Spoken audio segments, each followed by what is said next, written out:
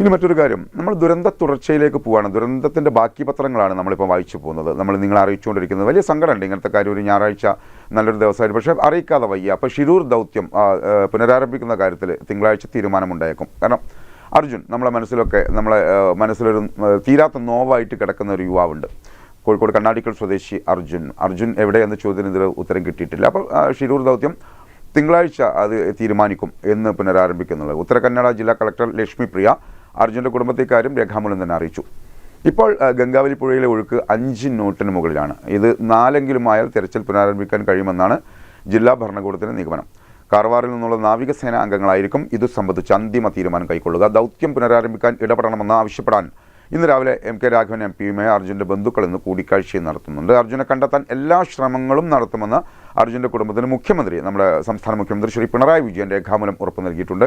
കോഴിക്കോട് ജില്ലാ കളക്ടർ സ്നേഹിൽ കുമാർ സിംഗ് അദ്ദേഹം അർജുൻ്റെ വീട്ടിലെത്തിയാണ് മുഖ്യമന്ത്രിയുടെ ആ കത്ത് കൈമാറിയിട്ടുള്ളത്. ഹൈക്കോടതിയുടെ അനുകൂല ഉത്തരവുണ്ടായിട്ടും അർജുനെ കണ്ടെത്താനായുള്ള തെരച്ചിൽ കർണാടക സർക്കാർ പുനരാരംഭിക്കുന്നില്ലെന്ന പരാതിക്കിടെയാണ് ഈ വിഷയത്തിൽ ഇതുവരെ സംസ്ഥാന സർക്കാർ സ്വീകരിച്ച നടപടികളുടെ പുരോഗതി കഴിഞ്ഞ ദിവസം മുഖ്യമന്ത്രി രേഖാമൂലം അർജുൻ്റെ കുടുംബത്തെ അറിയിച്ചത്.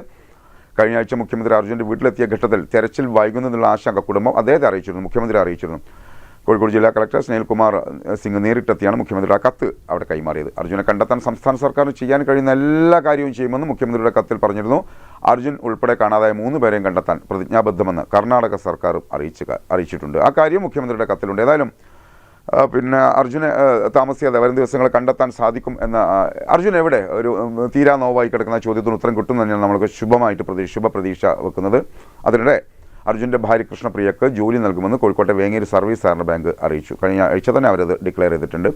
അർജുൻ വർഷങ്ങളായി ബാങ്കിലെ ഇടപാടുകാരനായിരുന്നെന്നും കുടുംബത്തിൻ്റെ സാഹചര്യം കൂടി കണക്കിലെടുത്താണ് ഈ തീരുമാനമെന്നും ബാങ്ക് അറിയിച്ചു. അപ്പം അർജുൻ്റെ കുടുംബത്തിലേക്ക് കരുണയുടെയും മനുഷ്യത്വത്തിൻ്റെ കണ്ണ് എത്തുന്നുണ്ട് എന്ന് അറിയുന്നതിൽ സന്തോഷം. ഇനി അർജുൻ എവിടെ എന്ന നമ്മളൊക്കെ ചോദിച്ചുകൊണ്ടിരിക്കുന്നത്, നമ്മൾ ഉള്ളിലൊക്കെ ഏത് വാർത്ത വായിക്കുമ്പോൾ നമ്മൾ ഉള്ളിലൊരു തീരാ നോവായിട്ട്, കാരണം നമ്മളൊക്കെ പരിസരവാസിയാണ്, നമ്മളെ കൂട്ടത്തിലൊരാൾ എങ്ങനെയാണ് പറയുക, ആ അർജുനെ കണ്ടെത്താൻ എത്രയും പെട്ടെന്ന് കഴിയട്ടെ. തിങ്കളാഴ്ച അത് പുനരാരംഭിക്കുന്ന കാര്യത്തിൽ തിങ്കളാഴ്ച ഒരു തീരുമാനം ഉണ്ടാവും.